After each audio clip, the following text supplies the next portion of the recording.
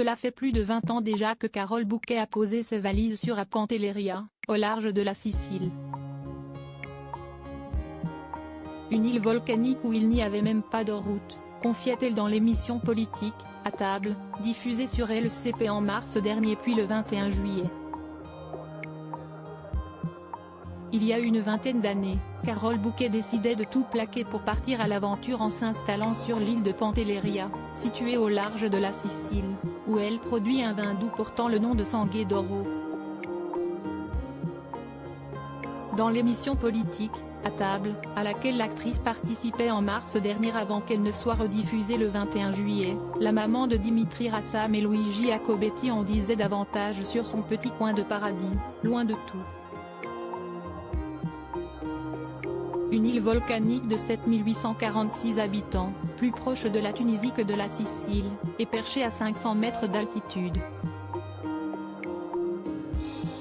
Elle y cultive du raisin à l'aide de ses vignes qui sont enfouies dans le sol et qui poussent sur de la roche volcanique.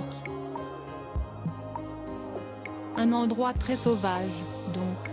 La comédienne expliquait notamment qu'il n'y avait pas de route avant, devant sa maison. Elles ont été construites par les paysans, qui s'aidaient autrefois d'ânes pour se déplacer. Carole Bouquet relevait aussi le manque d'attractivité que subit aujourd'hui cette île, ce qui ne lui permet pas de générer des revenus. Aucun jeune ne veut travailler la terre.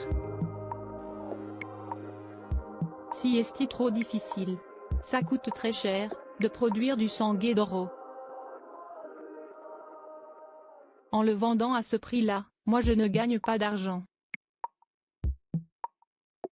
Cela me permet de ne pas en perdre, j'aimerais bien en gagner un peu pour que mes fils puissent s'en occuper sans avoir à faire tout le travail que j'ai eu à faire. Car la partie la plus difficile, si est-il la commercialisation du vin, si est-il pas de le faire. Celle qui a récemment été aperçue aux obsèques de Jane Birkin racontait d'ailleurs qu'il n'était pas question qu'elle fasse du vin au départ. Je suis arrivée amoureuse de cet endroit par hasard, et pendant des années j'ai loué une maison. Pour aller au lac de Pantelleria qui est très beau, je prenais une petite route qui était à ce moment-là en terre. Et à un moment donné, dans un endroit complètement vierge de lumière, j'ai vu sur une maison pas plus grande que ce studio un panneau avec marqué à vendre. Elle l'a donc racheté avant d'y produire du vin. Elle expliquait également dans cette émission manger très régulièrement un plat local principalement composé de pâtes. Ce qui ne la fait pas pour autant grossir, assurait-elle.